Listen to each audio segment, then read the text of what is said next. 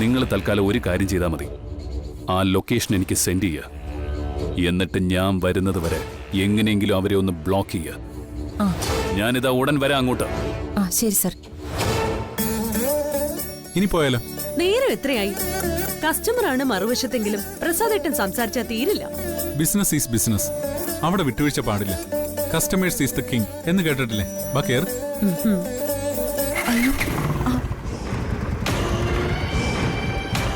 അവര് ബൈക്ക് കയറി പോവാണ് സർ.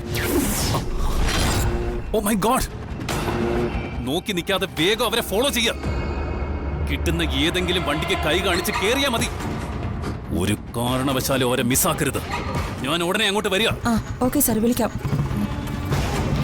പിടിക്ക്, വേഗം വാ.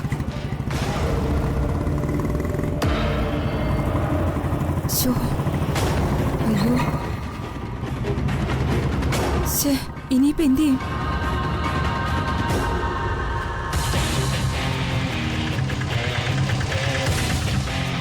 നേരെ പോ. എങ്ങോട്ടാ? നേരെ വിട്ടോ ചേട്ടാ, ഒരു അത്യാവശ്യമുണ്ട്.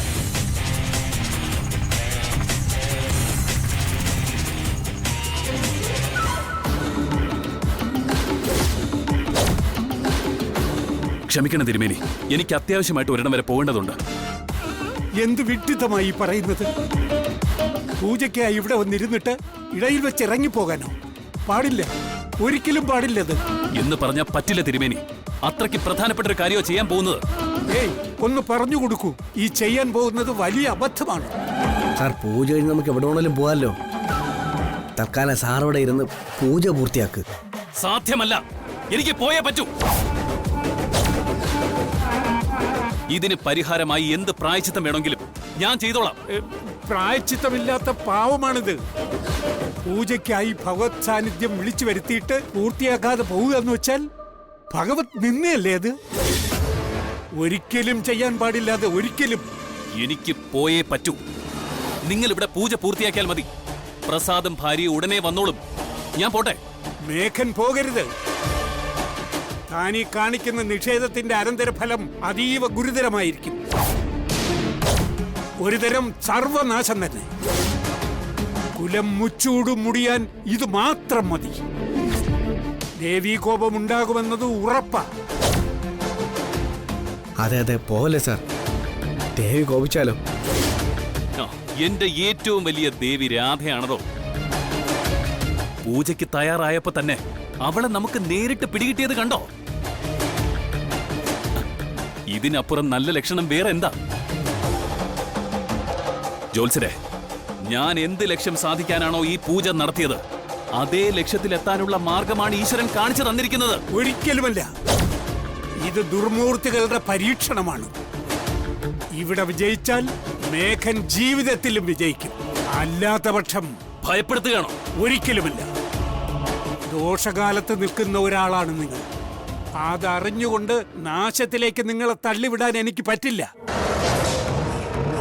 ഇപ്പൊ ഇവിടെ നിന്ന് പോയാൽ ഏതവസ്ഥയിലായിരിക്കും നിങ്ങൾ തിരിച്ചു വരിക എന്നത് എനിക്ക് പറയാൻ വയ്യ.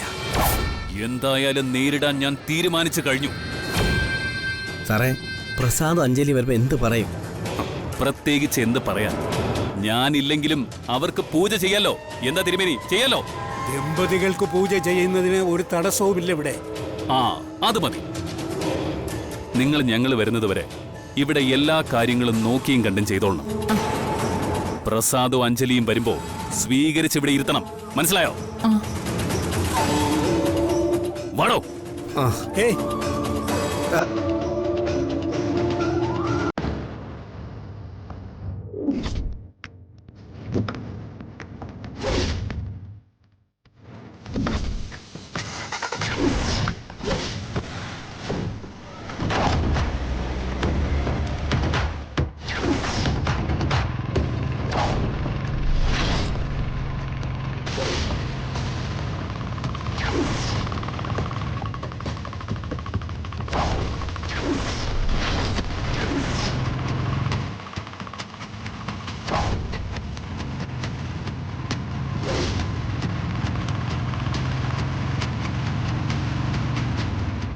ഒന്ന് വേഗം വിടുമോനെ.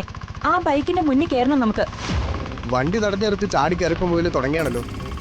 ഈ ഓട്ടോക്ക് ഇത്രയും സ്പീഡേ കിട്ടുള്ളൂ. ഇത് ഓട്ടോറിക്ഷയാണ്, ജംബോ ജെറ്റ് അല്ല.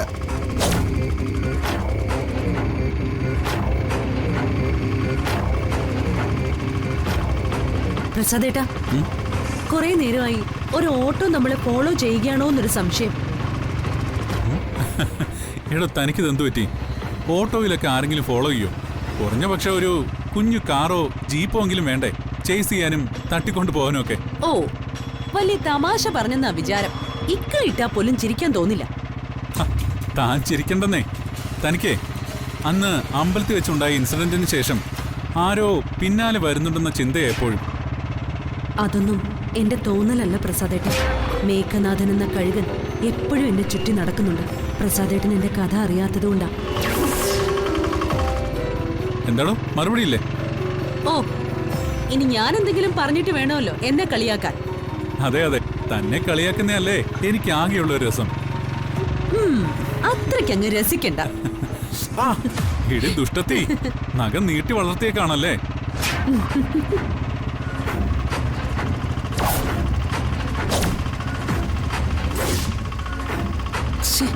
എന്താ മോനെ ഇത്ര അമാന്തം? ഒന്ന് വേഗം പോട്ടെ. ആക്സിലേറ്റർ കാണാനാണോ വച്ചിരിക്കുന്നേ? ഒന്ന് മുറുകെ പിടിക്ക്. ഇത് വലിയ ശല്യമായല്ലോ. ഏത് നേരത്താണോ ഇവറ്റകളൊക്കെ വണ്ടി കയറ്റാൻ തോന്നിയത്?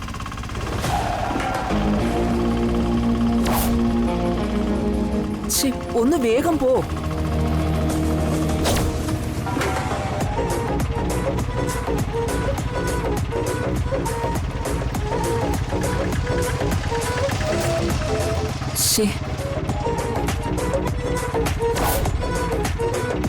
ചേടാ, എന്ത് പണിയാ നീ കാണിച്ചേ? എന്തിനാ ഓട്ടം നിർത്തിയത്? മനഃപൂർവ്വമല്ല, വണ്ടി തനിയെ നിന്നുപോയതാ. സ്പീഡ് കൂട്ടി എൻജിൻ ഹീറ്റായപ്പോ വണ്ടി പണി മുടക്കി. എൻജിൻ പണി കഴിഞ്ഞ് ഇറക്കിയതേ ഉള്ളൂ. ചേച്ചിമാര് വേറെ വണ്ടി പിടിച്ച് പോകാൻ നോക്ക്. ഡാഡാ, നീ ഇങ്ങനെ വഴിയിൽ ഇറക്കി വിട്ടിട്ട് ഓരോരുത്തന്മാരെ ഇറങ്ങിക്കോളും പാട്ട വണ്ടിയും കൊണ്ട്. പിന്നെ എന്റെ ഓട്ടയെ പറഞ്ഞാലുണ്ടല്ലോ, പറഞ്ഞ നീ എന്ത് ചെയ്യും? പോലീസിനെ വിളിക്കുന്നേ. നീയൊക്കെ മാല പറിക്കാനാണോ ആ ബൈക്കിന്റെ പിന്നാലെ പോയെന്ന് ആർക്കറിയാം? അതുകൊണ്ട് ചേച്ചിമാര് വേറെ വണ്ടി പിടിച്ച് മര്യാദയ്ക്ക് പോകാൻ നോക്ക്. ഞാൻ എന്റെ പാട്ടിന് വെക്കോട്ടെ.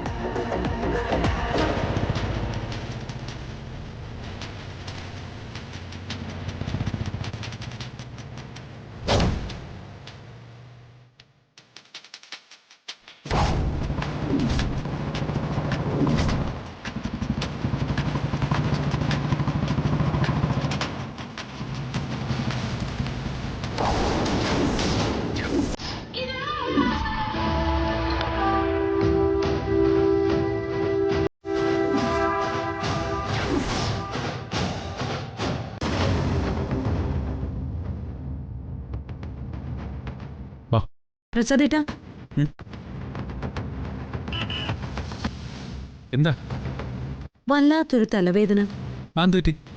അറിയില്ല, മുമ്പ് അച്ചുവിനെയും കൊണ്ട് ഞാനിവിടെ വന്നിട്ടുള്ളതാ. എന്നിട്ട് ഈ വീട് കണ്ടിട്ട് എനിക്ക് എന്തോ ഒരു പേടി പോലെ. പേടിയോ? എന്തിനാ പേടിക്കുന്നേ? അറിയില്ല, ഏതോ ചില ശത്രുക്കള് താമസിക്കുന്നൊരിടമാണെന്നൊരു തോന്നല്. വീടിന്റെ ഉള്ളിലിരുന്ന് ആരോ നമ്മളെ നിരീക്ഷിക്കുന്നത് പോലെ.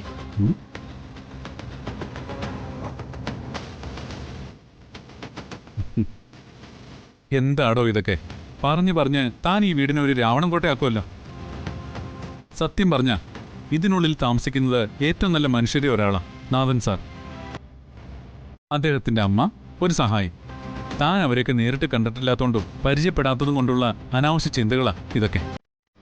ആയിരിക്കും. ഒരു പക്ഷേ ശത്രുക്കൾ നേരിട്ട് വന്നാല് നമുക്ക് എതിരിടാൻ എളുപ്പമായിരിക്കും.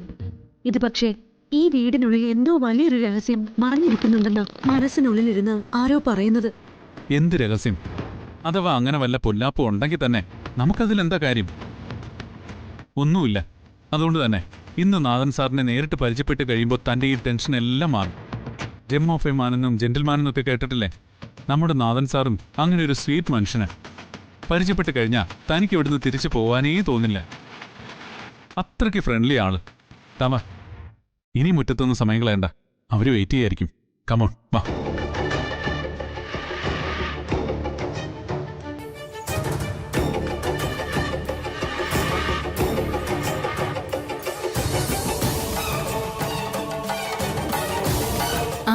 എത്തിയല്ലോ.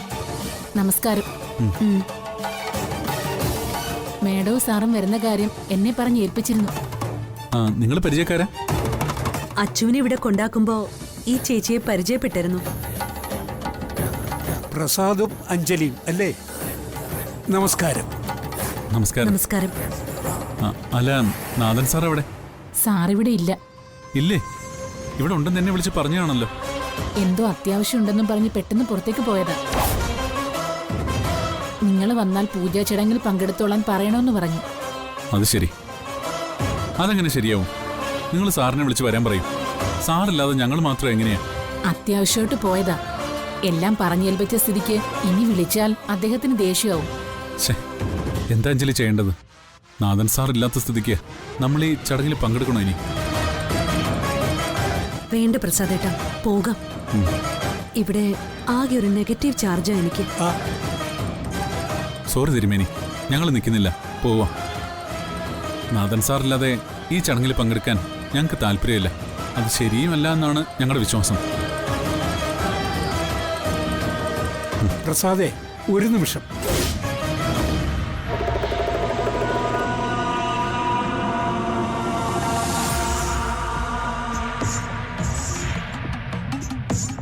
ഞാനീ പറയുന്നത് വളരെ ശ്രദ്ധയോടെ കേട്ടോളൂ. നിങ്ങൾ ഈ ചടങ്ങിൽ പങ്കെടുക്കാൻ സമ്മതിച്ചു വന്നവരാണെങ്കിൽ അത് ചെയ്യണം എന്ന് തന്നെയാണ് എൻ്റെ അഭിപ്രായം. തിരുമേനിയും അതിന്റെ ആവശ്യം എന്താ ഇപ്പോ? ആവശ്യമുണ്ട്. വെറും ആവശ്യമല്ല, അത്യാവശ്യം. നിങ്ങളും കൂടി ഈ പൂജ പൂർത്തിയാക്കാൻ സഹായിച്ചില്ലെങ്കിൽ നാളെ മുതൽ ഇതൊരു മരണ വീടാവുമെന്നത് ഉറപ്പാണ്. അത് വേണോ വേണ്ടയോ എന്ന് നിങ്ങൾക്ക് തീരുമാനിക്കാം. ഞാൻ ഈ സംസാരിക്കുന്നത് ലക്ഷണശാസ്ത്രങ്ങൾക്കനുസരിച്ചാണ്. വിശ്വസിക്കാം, വിശ്വസിക്കാതെ ഇരിക്കാം. സമ്മതമാണെങ്കിൽ മാത്രം ഇരിപ്പിടത്തിലേക്ക് ഇരുന്നോളൂ. നിങ്ങൾ കാരണം ഒരു മനുഷ്യന്റെ ജീവിതമാണ് രക്ഷപ്പെടുക എന്ന് മാത്രം വിചാരിച്ചു കൊള്ളുക.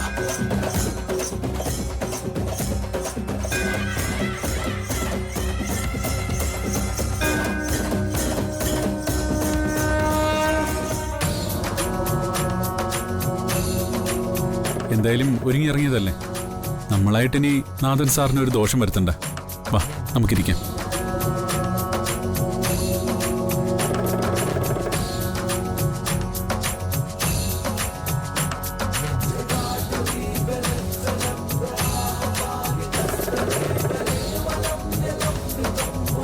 തൊഴുതു പ്രാർത്ഥിച്ചോളൂ.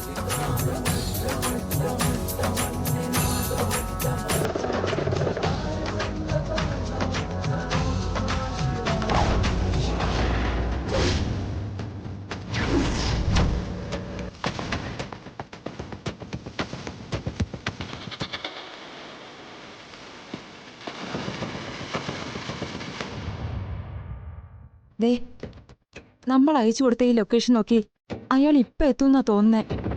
എനിക്കെന്തോ ചെറിയ ടെൻഷൻ പോലെ. തൊട്ട് കൺമുന്നിൽ നിന്ന് അവർ രക്ഷപ്പെട്ടു പോയിന്ന് പറഞ്ഞാൽ ഈ സാറ് എങ്ങനെ റിയാക്ട് ചെയ്യുന്ന എന്റെ പേടി. ഇതിൽ പേടിക്കാൻ എന്തിരിക്കുന്നു? ഇരയെ പിന്തുടരലും നൂലിലെ വ്യത്യാസത്തിന് വഴുതി പോകുന്നതുമൊക്കെ എല്ലായിടത്തും പതിവാ. ഇത്തവണ കിട്ടിയില്ലെങ്കിൽ അടുത്ത തവണ പിടിക്കും, അത്ര തന്നെ.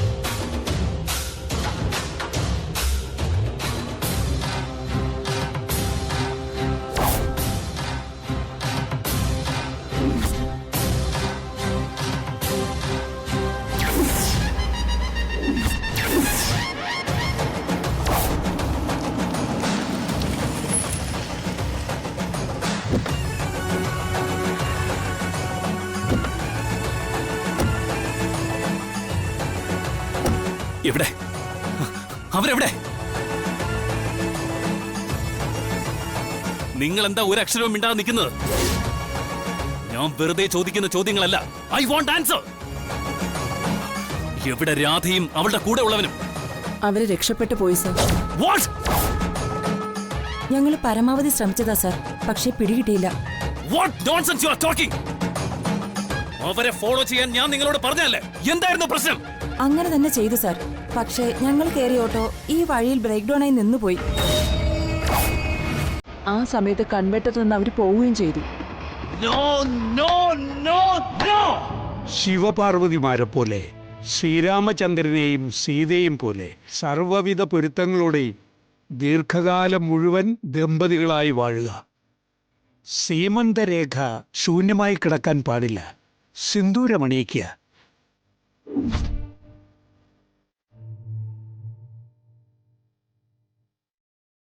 ഞാൻ അണിഞ്ഞോളാം. ഏയ്, പാടില്ല. ഭർത്താവിന്റെ അസ്തിത്വത്തിന്റെ പ്രതീകമാണ് സുമംഗലിയായ പെണ്ണിന്റെ സീമന്തരേഖ. അവിടെ സിന്ദൂരമണിയിക്കാൻ ഭർത്താവിനാണ് അവകാശം. അണിയിച്ചോളൂ, നല്ല മുഹൂർത്തമാണ്.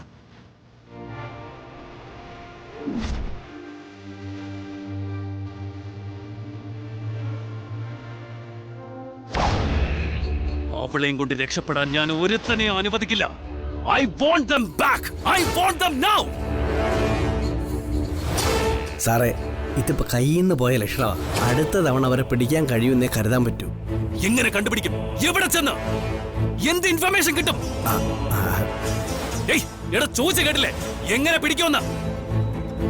അതിപ്പോ NN സിസ്റ്റേഴ്സില്ലേ നമ്മളെ കൂടെ, അവർ ഉറപ്പായിട്ടും പിടിച്ചിരിക്കും സാറേ. നമുക്ക് അങ്ങനെ വിശ്വസിക്കാൻ പറ്റൂ സാർ. NN സിസ്റ്റേഴ്സ് മാങ്ങ തൊലി. ഇവളുമാരെ കൊണ്ട് ഒന്നിനും പറ്റില്ലടോ. വേസ്റ്റുകളാ, വെറും വേസ്റ്റുകൾ. സാർ അങ്ങനത്തെ വർത്തമാനമൊന്നും പറയണ്ട. ചിലപ്പോൾ മിഷനിൽ ചില പാളിച്ചകളൊക്കെ ഉണ്ടാവും. അതിനർത്ഥം ഞങ്ങൾ കഴിവ് കെട്ടവരാണെന്നല്ല. അയ്യോ, ഒരിക്കലും അല്ല. നിനക്കൊക്കെ നല്ല കഴിവാ. മറ്റുള്ളവന്റെ പോക്കറ്റിൽ കിടക്കുന്ന പൈസ വാങ്ങി സ്വന്തം അക്കൗണ്ട് വീർപ്പിക്കാൻ. പണം വാങ്ങി അതിനുള്ള ജോലി ഞങ്ങൾ ചെയ്യും. ആ, ചെയ്യും. ദിവസങ്ങൾ എത്ര കഴിഞ്ഞു? തലമൂത്ത ആണുങ്ങൾക്ക് കഴിയാത്തത് ചെയ്ത് കാണിക്കുമെന്ന് വീമ്പിളക്കി പോയിട്ട് സ്വന്തം മൂക്കിന് കീഴിലൂടെ പോയി അവരെ പിടിക്കാൻ കഴിയാത്ത നീയൊക്കെ എന്തിനാണ് ഈ പണിക്കിറങ്ങിയത്? വല്ല പാടത്തും പോയി നിന്ന് കാക്കയെ ഓടിക്കാനേ പറ്റൂ. മതിയാക്കടോ. താൻ പറഞ്ഞിട്ടല്ലേ ഞങ്ങൾ അവനെ അപ്പോഴേ അറ്റാക്ക് ചെയ്യാതിരുന്നത്? അല്ലെങ്കിൽ അവന്റെ നട്ടല് ചവിട്ടി ഓടിക്കാൻ ഈ NN സിസ്റ്റേഴ്സിന് കഴിയുമായിരുന്നല്ലോ. ഫസ്റ്റ് അവന്റെ നേരെ ചെന്നിരുന്നെങ്കിലേ നിന്നേക്കിപ്പോ മൂക്കി പഞ്ഞിയും വെച്ച് തെക്കോട്ട് എടുത്തേനെ. എന്തിന് ഏതിനും പോന്ന ഗുണ്ടകളെ വരെ അടിച്ചൊതുക്കിയവനാവായി. ഓഹോ, അപ്പൊ അവനെ ഭയന്നിട്ടാണല്ലേ ഈ ഭീരു ഞങ്ങളെ വാടകയ്ക്കെടുത്തത്? എന്തു പറഞ്ഞടി?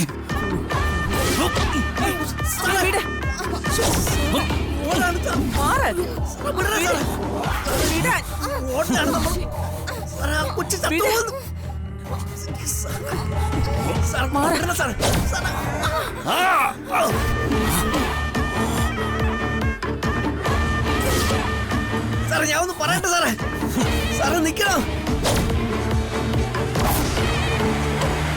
സാറേ നമുക്ക് സാറേ. അയ്യോ,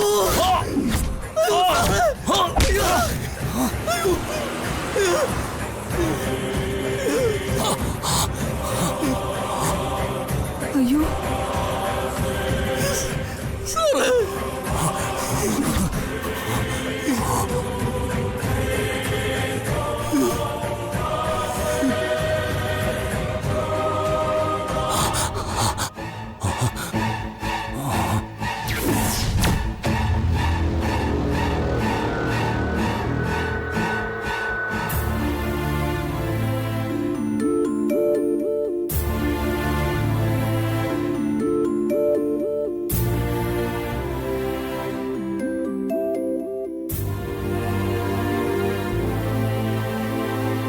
ഇത് എത്ര നേരമായി രുക്മിണി ഈ ഇരിപ്പ് തുടങ്ങിയിട്ട്? അല്ലെങ്കിൽ ഒരു നിമിഷം വീട്ടിൽ അടങ്ങിയിരിക്കാത്ത ആളാ. ഇന്നിതെന്തു പറ്റി? ഓ, ഓടി നടന്ന് പണിയെടുത്ത് നടു ഓടിച്ചിട്ട് ഇപ്പൊ എന്തിനാ? ആർക്ക് വേണ്ടി? എവിടെയെങ്കിലും ഇരുന്നാ ശരീരമെങ്കിലും കേടാവാതിരിക്കും, അത്ര തന്നെ. കാര്യമൊക്കെ എനിക്ക് മനസ്സിലായി. ഉത്സവം വന്ന് വീട്ടുമുറ്റത്ത് എത്തിയിട്ടും മക്കള് വരാത്തതിന്റെ വിഷമമായിരിക്കും. വിഷമിക്കാതെ പിന്നെ. എത്ര കാര്യമായിട്ട് പറഞ്ഞാ നമ്മള് അങ്ങനെ ഇങ്ങനെ ഒന്നും ആവശ്യപ്പെടാറില്ലല്ലോ. ആഗ്രഹിച്ച് ചോദിക്കുമ്പോ സാധിച്ചു തരാനുള്ള മനസ്സില്ലെങ്കിൽ പിന്നെ ഇവരെയൊക്കെ മക്കളെന്ന് വിചാരിച്ച് ജീവിക്കുന്നതില് എന്താ ചന്ദ്രേട്ട ഒരർത്ഥം? എന്നൊക്കെ പറഞ്ഞ തന്നോളമായ മക്കളെ താനെന്ന് കണ്ട് ശീലിക്കണം രുക്മിണി. അവർക്കും ആവശ്യങ്ങളും അത്യാവശ്യങ്ങളും ഒക്കെ ഉണ്ടാവില്ലേ? എല്ലാം ഇട്ടെറിഞ്ഞിട്ട് ഓടി വരാൻ പറഞ്ഞ പല നഷ്ടങ്ങളും ഉണ്ടാവും. ഞാനോ നീയോ വിചാരിച്ച അതൊക്കെ നികത്താനും മാത്രം സമ്പത്തുണ്ടോ? ഇല്ലല്ലോ. അപ്പൊ പിന്നെ വരുന്നവര് എപ്പോഴെങ്കിലും വരട്ടെ എന്ന് കരുതുക. വന്നില്ലെങ്കിലും അലോഹ്യം കാണിക്കാതിരിക്കാൻ ശീലിക്കുക. അത്ര തന്നെ. എല്ലാം എന്റെ തെറ്റാ. കാരണവന്മാര് പണ്ടേ പറഞ്ഞു വെച്ചിട്ടുള്ളതാ, മക്കളെ കണ്ട് മാമ്പു കണ്ട് മോഹിക്കരുതെന്ന്. ഞാനൊരൽപ്പം അതിമോഹം കാണിച്ചു. ക്ഷേത്രനടയിൽ മക്കളെല്ലാം നിരത്തി നിർത്തി അവർക്കൊപ്പം തലയുയർത്തി നിൽക്കണമെന്ന മോഹം. അത്രയ്ക്ക് അങ്ങോട്ട് ഞെളിയണ്ടെന്നായിരിക്കും ഭഗവാന്റെ നിശ്ചയെങ്കിൽ പറഞ്ഞിട്ടെന്തിനാ? ഞാൻ ആ മോഹം ഉപേക്ഷിച്ചു. അത്ര തന്നെ. എടി, നീ ഇങ്ങനെ നിരാശപ്പെടാതെ അവര് വരും. ഞാനവിടെ കമ്മിറ്റി ഓഫീസ് വരെ ഒന്ന് പോയിട്ട് വരാം. കുടിയേറ്റമായിട്ട് വീട്ടിൽ കയറി അടച്ചിരുന്നു എന്ന് പരാതി പറയാൻ അവസരം കൊടുക്കണ്ടല്ലോ. എനിക്ക് തവണ ഒന്നുമില്ല. കൊടിയേറ്റോ ഉത്സവോ ഒന്നും. എന്റെ മനസ്സ് നോവിക്കണമെന്നല്ലേ ഭഗവാന്റെ തീരുമാനം. നടക്കട്ടെ. രുക്മിണിയുടെ മനസ്സ് കലങ്ങിയിരിക്കുന്നത് കണ്ട് മതിയാവോളം സന്തോഷിക്കട്ടെ ഭഗവാൻ.